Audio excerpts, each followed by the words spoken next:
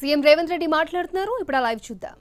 అదే కాదు, ఇంటి ఆయన అప్పుడో ఇప్పుడో కోపం చేస్తే చెప్పా పెట్టకుండా అమ్మగారి ఇంటికి వణిక కావచ్చు. ఈ ఆర్టీసీ బస్సులో మా అక్కలు మా చెల్లెళ్ళు ప్రయాణం చేశారు. ఇవాళ మా ఆడబిడ్డలు మా అక్కలు మా చెల్లెళ్ళు ఆర్టీసీ బస్సులో ప్రయాణం చేస్తుంటే కేసీఆర్ అల్లుడు హరీష్ రావు ఆయన కొడుకు కేటీఆర్ కవిత కలిసి ఆటో డ్రైవర్లతో ధర్నా చేపిస్తున్నారు కిరాయిలు ఇచ్చి. ఏమన్నాయంటే ఆడబిడ్డలకు ఆర్టీసీ బస్సులు బంద్ చేయండి అని. నేను అడగదలుచుకున్న మా ఆడబిడ్డల్ని, మీకు ఇచ్చే ఆర్టీసీ ఉచిత ప్రయాణం కేసీఆర్ బంద్ చేయాలంటుండు, టీఆర్ఎస్ వాళ్ళు ధర్నా చేస్తుండ్రు, నన్ను ఏం చేయమంటారని చెప్పి నేను మిమ్మల్ని అడగదలుచుకున్నా. నేనైతే ఎవడొచ్చినా సరే ఆడబిడ్డలకు అడ్డం పడితే ఆర్టీసీ బస్సు మీద ఎక్కించైనా సరే ఆడబిడ్డలకు ఉచిత బస్సు రవాణా సౌకర్యాన్ని మీ అందుబాటులోకి తీసుకొచ్చే బాధ్యత నేను తీసుకుంటా అని చెప్పి నేను చెప్పదలుచుకున్నా. ఇదే కాదు, రూపాయి రూపాయి కూడబెట్టి ఇంటి పని పాసి పని చేసి తట్ట పని పార పని మట్టి పని ముంబై దుబాయ్ వలసపోయిన ఆడబిడ్డలు రూపాయి రూపాయి కూడబెడితే ఇంటానికి ఏదన్నా జబ్బొచ్చినా పిల్లలకు బాలేకపోయినా బిడ్డ ఇంటికి ప్రసవానికి వచ్చిన లక్షల రూపాయలు దవాఖాన ఖర్చు అవుతున్నాయి. ఆనాడు పేదవాళ్ళ ఆరోగ్యం కోసం కార్పొరేట్ వైద్యాన్ని అందించాలని డాక్టర్ వైఎస్ రాజశేఖర రెడ్డి గారు ముఖ్యమంత్రిగా ఉన్నప్పుడు రాజీవ్ ఆరోగ్యశ్రీ ద్వారా ఆనాడు 2 లక్షల రూపాయల ఉచిత వైద్యాన్ని ఆడబిడ్డలకు ఆ రోజు అందించాడు. కానీ ఘనత వహించిన చంద్రశేఖరరావు వచ్చి రాజీవ్ ఆరోగ్యశ్రీని మొత్తం ఎక్కడ కాకుండా చేసింది. అందుకే ఇందిరమ్మ రాజ్యం వచ్చిన వెంబడే కాంగ్రెస్ ప్రభుత్వం ఏర్పడిన మరుక్షణం పెద్దలు దామోదర్ రాజ నరసింహ గారితో మాట్లాడి పేదవాళ్ళ వైద్యం కోసం అపోలో యశోద ఎక్కడికి పోయినా 10 లక్షల రూపాయలతోని మీకు వైద్యం అందించాలని ఇవాళ కాంగ్రెస్ పార్టీ నిర్ణయం తీసుకొని ప్రతి పేదవాడి ఆరోగ్యానికి మాది భరోసా అని చెప్పి కాంగ్రెస్ పార్టీ ఇవాళ రాజీవ్ ఆరోగ్యశ్రీ పథకాన్ని అమలు చేస్తుంది. ఇదే కాదు, ఇవాళ మీరు ఆలోచన చేయండి, ఒకనాడు కట్టెల పొయ్యి మీద వంట వండాలంటే పచ్చి కట్టెలు అడవిలోకి పోయి తీసుకొచ్చి పొయ్యిలో పెట్టి ఊతే అవి మండక పొగ వచ్చి ఊపిరితిత్తులకు పోయి ఆడబిడ్డలు క్యాన్సర్ వచ్చి చచ్చిపోయేది. పిల్లని ఇవ్వాలంటే ఆలోచన చేసేది, ఎందుకంటే ఈ కట్టెల పొయ్యి మీద మా పిల్లతో వంట చేపిస్తే మా పిల్ల చచ్చిపోతుంది అని చెప్పి తల్లిదండ్రులు బాధపడుతున్న క్రమం.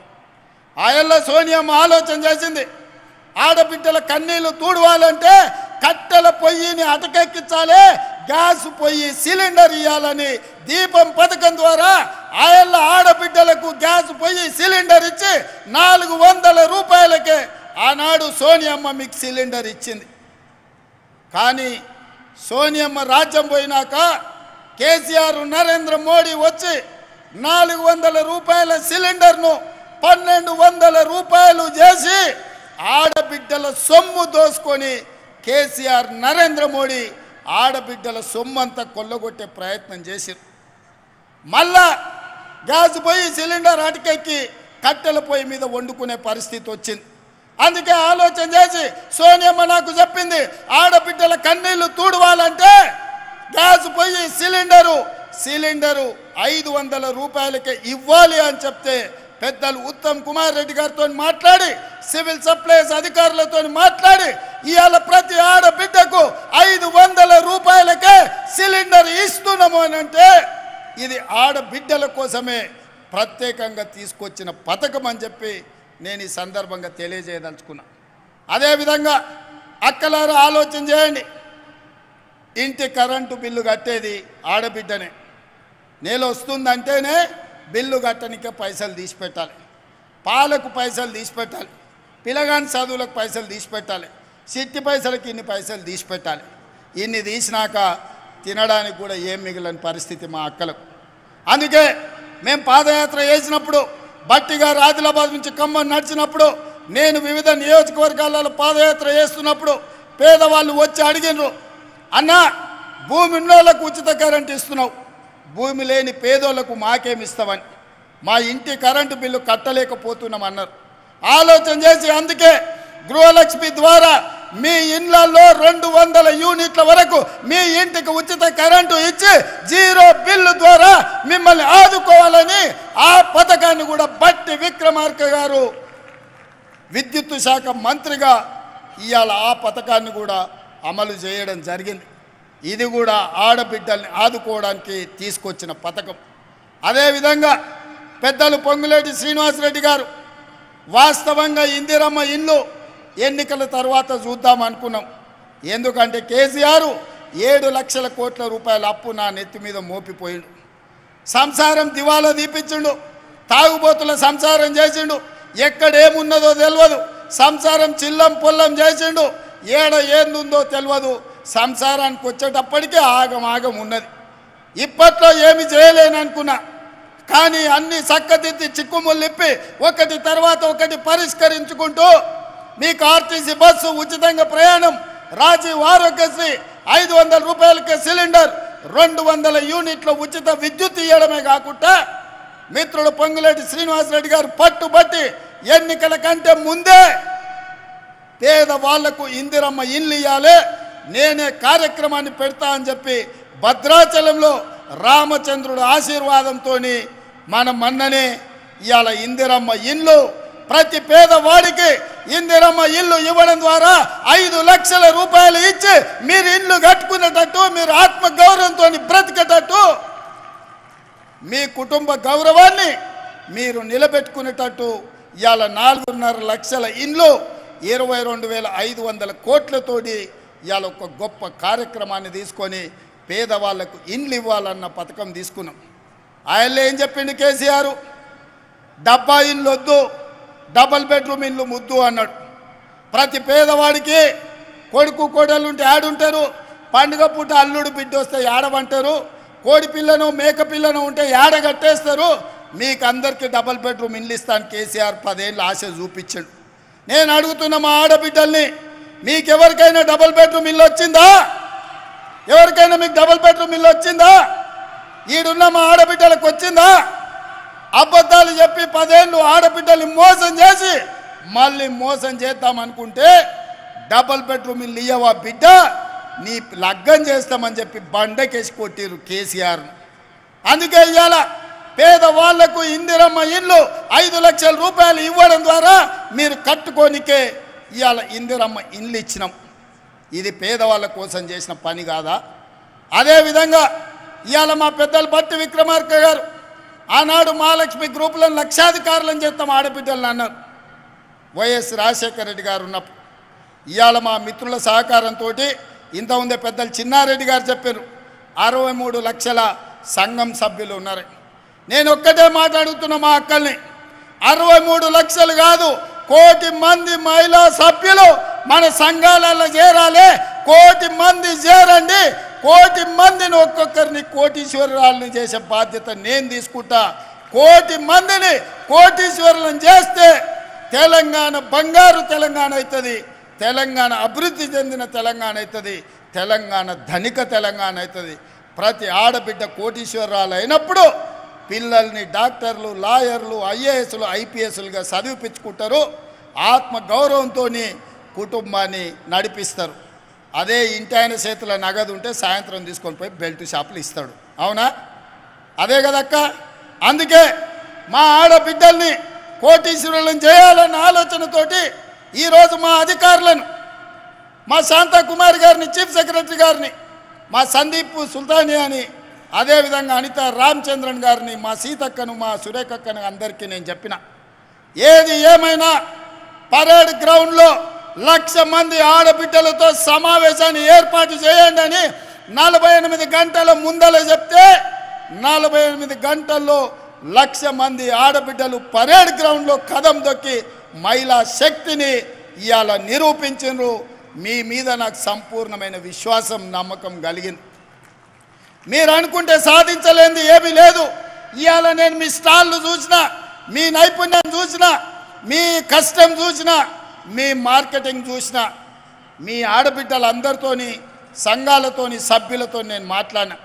వాళ్ళతో మాట్లాడక నాకు ఒక మాట అర్థమైంది, మీరెంత మంచి ఉత్పత్తి చేసినా మీకు అమ్ముకోవడానికి ఒక మంచి వ్యాపార కేంద్రం లేదు.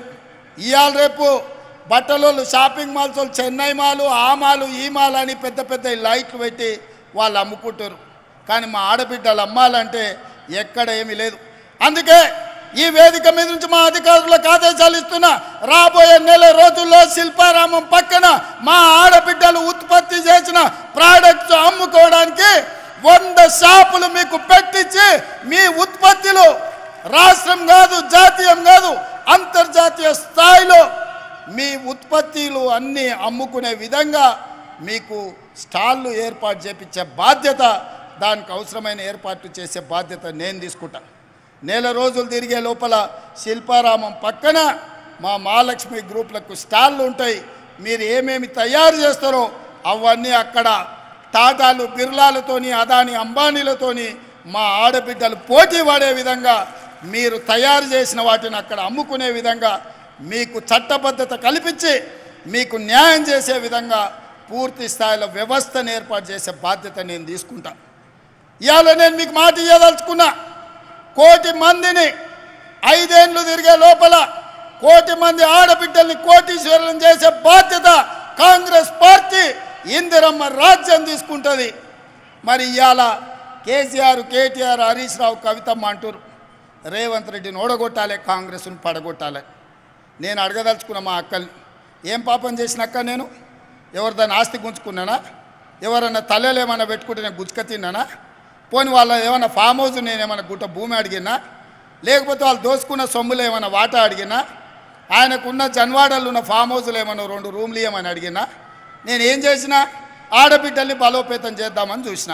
ఆర్టీసీ బస్సులో ఉచిత ప్రయాణం ఇచ్చిన, ఆరోగ్యశ్రీలో 10 లక్షలు ఇచ్చిన, సిలిండర్ 500కి ఇచ్చిన, 200 యూనిట్లు ఉచితంగా కరెంట్ ఇచ్చిన, ఇల్లు కట్టుకోనికే ఇందిరమ్మ 5 లక్షల రూపాయలు ఇచ్చిన. ఇవాళ 1,00,000 మంది ఆడబిడ్డల్ని ఇడికి పిలిచి కోటీశ్వరులను చేస్తాం, మీరు 63 లక్షల సభ్యులు ఉన్న సంఘాలలో 1 కోటి మంది కానీ 1 కోటి మందిని కోటీశ్వరులను చేస్తా అని నేను చెప్పిన. ఇదేమన్నా తప్ప? ఇదేమన్నా మోసమా? ఇదెవరికన్నా అన్యాయమా? కేసీఆర్ ఉన్నంతకాలం ఆయన బిడ్డ తప్ప ఎవరు చూసిండా? బతుకమ్మ ఆడితే ఆమెనే ఆడాలి, ఎంపీ కావాలంటే ఆమెనే కావాలి, ఎమ్మెల్సీ కావాలంటే ఆమెనే కావాలి. ఇక ఏది ఉన్నా ఆయన బిడ్డ తప్ప ఇంకోరు బిడ్డల దిక్కు చూసిండా? ఆయన బిడ్డ ఆయనకి ఎంత ముద్దో, మా అక్కల చెల్లెళ్ళు మాకంత ముద్దు కాదా? మా అక్కల చెల్లెళ్ళు బాగుండాలని మేము కోరుకుంటే తప్ప? మీ సోదరుడుగా వ్యవసాయ కుటుంబం నుంచి వచ్చిన నేను నల్లమల్ల అడవులో నుంచి అచ్చంపేట నుంచి హైదరాబాద్ వరకు వచ్చి ఇవాళ ఒక వ్యవసాయం చేసుకునే పిల్లగాని ఆ కుటుంబం నుంచి వచ్చినోని నేను ఈ రాష్ట్ర ముఖ్యమంత్రి అయితే చూసి ఓర్వలేకపోతున్నాను. వాళ్ళ కడుపులో ఒకటే పుగులు అవుతుంది, అరెక్కి వ్యవసాయం చేసుకునే వాళ్ళ పిల్లగాడు వచ్చి ముఖ్యమంత్రి అవుతాడని. దొరలే కూర్చోవాలి నా కుర్చీలా, వ్యవసాయదారులు కూర్చోవద్దా అని నేను అడుగుతున్నా. ఎందుకు? ఇవాళ ప్రజలు మాకు తీర్పు ఇచ్చారు, మాకు ఓట్లు వేసారు. 93 లక్షల మంది మమ్మల్ని ఆశీర్వదించి ఆ కుర్చీలో కూర్చోబెట్టారు. ఏమన్నా అయ్య పేరు చెప్పి కూర్చున్నానా? విరాసతులు ఎవడన్నా పుణ్యానికి ఇచ్చిండా? లేకపోతే ఎవరి ఇంట్లో నన్ను ఉంటే రాత్రి కూడా దొంగతనం చేసిన మా అక్క? బాజాబ్తా ప్రజల దగ్గరికి వెళ్ళినాం, ప్రజలకు చెప్పినాం, ఇందిరమ్మ రాజ్యం తెస్తామన్నాం, కాంగ్రెస్ అధికారంలోకి వస్తుందన్నాం, 6 గ్యారంటీలు అమలు చేస్తామన్నాం. ఆ మాట తెలంగాణ ఇచ్చిన సోనియమ్మతోని మీకు చెప్పించినాం.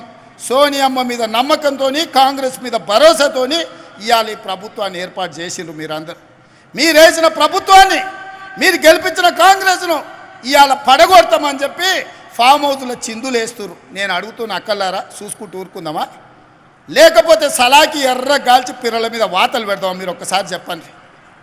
నేనైతే ఒక మాట చెప్పదలుచుకున్నా, ఎవడైతే ఈ ప్రభుత్వాన్ని పడగొడతానో, ఈ ప్రభుత్వానికి ఏదన్నా నష్టం చేకూరుస్తా అంటే ఊర్లలోకి వస్తే పొరకాటలు తిరిగేసి కొట్టూరు రక్క ఎవడొచ్చినా సరే ఇంటి ముందరికి వస్తే, ఓటు అడగనికి వస్తే చేయి జాపమని రొట్టెలు చేసేటప్పుడు వస్తే సలాకి ఎర్ర గాల్చి చేతుల మీద వాతలు పెట్టురు. అప్పుడు కానీ సన్నాసులకు బుద్ధి రాదు. మీరు గెలిపించిన ప్రభుత్వం మీ అభిమానంతో అధికారంలో ఉన్న కాంగ్రెస్ పార్టీని ఇవాళ పడగొట్టాలని కేసీఆర్, నరేంద్ర మోడీ ఇవాళ కుట్ర చేస్తారు. నరేంద్ర మోడీ 10 ఏళ్ళ నుంచి మనం చూడలేదా? నరేంద్ర మోడీ కదా ప్రధానమంత్రి. మనం పండించిన ఒట్లు కొన్నాడా? కందులు కొన్నాడా? పసుపు కొన్నాడా? సోయాబీన్ కొన్నాడా? పత్తి కొన్నాడా? మిర్చి కొన్నాడా? మొక్కజొన్నలు కొన్నాడా? ఏం కొన్నాడు మనం పండించిన పంట నరేంద్ర మోడీ?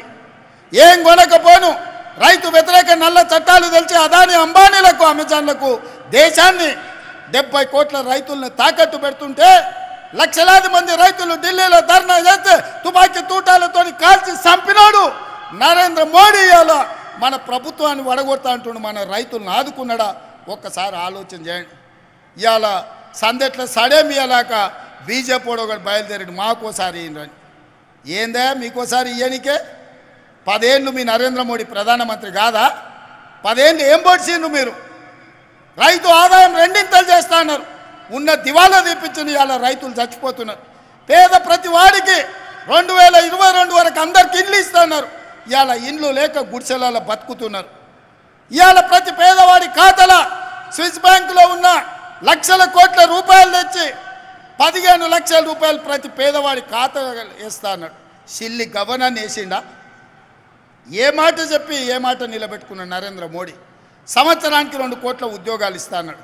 10 ఏళ్ళు అయింది, 20 కోట్ల ఉద్యోగాలు ఇవ్వాలి. ఒకవేళ 20 కోట్ల ఉద్యోగాలు నరేంద్ర మోడీ ఇస్తే నా తెలంగాణకు 70 లక్షల ఉద్యోగాలు వస్తాయి.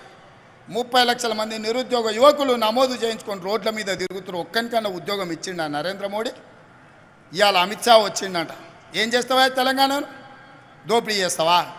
తెలంగాణలో నీకు ఓట్లు వేయాలన్నా ఏంటి వేయాలి? పార్లమెంట్లో మీ నరేంద్ర మోడీ తలుపులు మూసి తెలంగాణ ఇచ్చింది సోనియమ్మ అన్నాడు. అవును, బరాబర్ తెలంగాణ రాష్ట్రాన్ని ఇవ్వాలని సోనియమ్మ కంకణం కట్టుకొని పార్లమెంట్లో తలుపులు మూసి లైవ్లు బంద్ చేసి తెలంగాణ రాష్ట్రం ఇచ్చింది సోనియమ్మ. తెలంగాణ రాష్ట్ర ఏర్పాటుని అవయలేసిన నరేంద్ర మోడీ తెలంగాణలో ఓట్లు ఎట్లా అడుగుతావని నేను అడుగుతున్నా. తెలంగాణ ప్రజల్ని అవమానించిన తెలంగాణ ప్రజలు ఓట్లేస్తారా? ఇవాళ వీళ్ళిద్దరు కలిసి చీకట్లో ఒప్పందం చేసుకొని వాడు 9 వీడో 4 ఎంపీ అభ్యర్థులను ప్రకటించారు. వాడు ప్రకటించిన దగ్గర వీడు ప్రకటించాడు, వీడు ప్రకటించిన దగ్గర వాడు ప్రకటించాడు. ఎందుకంటే ఎవరికి వాడు విడివిడిగా ప్రచారం చేసుకోవాలి, కాంగ్రెస్ పార్టీని దెబ్బతీయాలి. ఎంతసేపు చీకటి ఒప్పందాలే కేసీఆర్. పొద్దుటిపూట బయటకు వచ్చేది లేదు, ప్రజల్ని కలిసేది లేదు. ఇంకా కూడా సిగ్గు రాలే, మారలే, ఇంకా అట్లనే దొంగ బుద్ధే, వంకర బుద్ధే. ఎంతసేపు ఉన్న చీకటే వారాలే. అందుకే అక్కలారా, ఇవాళ 1,00,000 మందిని చూసిన నాకు నమ్మకం వచ్చింది. రాబోయే కొద్ది రోజుల్లో 10 లక్షల మందితోని మా ఆడబిడ్డలతో కవాతు చేపించి ఈ తెలంగాణ రాష్ట్రంలో ఉన్న 1 కోటి మంది ఆడబిడ్డలు కాంగ్రెస్ పార్టీతో ఉన్నారు. ఈ కాంగ్రెస్ పార్టీని, ప్రభుత్వాన్ని కంచేసి కాపాడతారు. కరెంటు వైర్లలాగా అడ్డంగా నిలబడతారు. ఇవాళ కాంగ్రెస్ వైపు ఎవడైనా కన్నెత్తి చూస్తే గుడ్లు వీకి గోటీలు ఆడుకుంటారు మా అక్కలు, మా చెల్లెళ్ళని నేను చెప్పదలుచుకున్నా. రాబోయే రోజుల్లో ఇవాళ 1,00,000 మంది పరేడ్ గ్రౌండ్లో కవాతు తొక్కిండ్రు. రాబోయే రోజుల్లో 10 లక్షల ఆడబిడ్డలతోని మా సైన్యం మీరే, మా బలగం మీరే, మా బంధువులు మీరే. రేపు ఏ కష్టం వచ్చినా మాకు అండగా నిలబడేది మీరే. మిమ్మల్ని కోటీశ్వరులను చేసే బాధ్యత మాది, నాది. మా బట్టన్నది, మా ఉత్తమన్నది, మా సురేఖక్కది, మా సీతక్కది. వేదిక మీద ఉన్న గడ్డం ప్రసాద్ గారు స్పీకర్ గారిది. ఎందుకంటే ఆయన్నే అనుమతి ఇవ్వాలి ఎవరికి ఏది ఇచ్చినా. మైకు మాట్లాడాలన్నా, మీకు నిధులు విడుదల చేయాలన్నా గడ్డం ప్రసాద్ కుమార్ గారే చేయాలి. అందుకే ఇవాళ మిమ్మల్ని అందరిని ఒకటే మాట చెప్పదలుచుకున్నా, మిమ్మల్ని కోటీశ్వరులను చేసే వరకు విశ్రాంతి తీసుకునేదే లేదు. రాబోయే పార్లమెంట్ ఎన్నికల్లో 17లో 14 సీట్లు గెలిపించండి. 1 కోటి మందిని కోటీశ్వరులను చేసే బాధ్యత కాంగ్రెస్ పార్టీ తీసుకుంటుందని తెలియజేస్తూ మీ అందరి దగ్గర సెలవు తీసుకుంటున్నా. మీరందరు సిద్ధమేనా? సిద్ధమేనా? మా అక్కలందరూ చేయి పైకెత్తి చెప్పాలి. సిద్ధమేనా? సిద్ధమన్న వాళ్ళందరూ చేయి పైకెత్తండి. జై కాంగ్రెస్, జై జై కాంగ్రెస్. హస్తం గుర్తుకే. అక్క ఫామ్ హౌస్ లో వండుకున్న కేసీఆర్, ఢిల్లీలో ఉన్న మోడీ గుండెలు ఎదరాలి. సరేనా? గట్టిగా మహిళా శక్తి అంటే ఏందో వాళ్ళకి తెలవాలి. జై కాంగ్రెస్.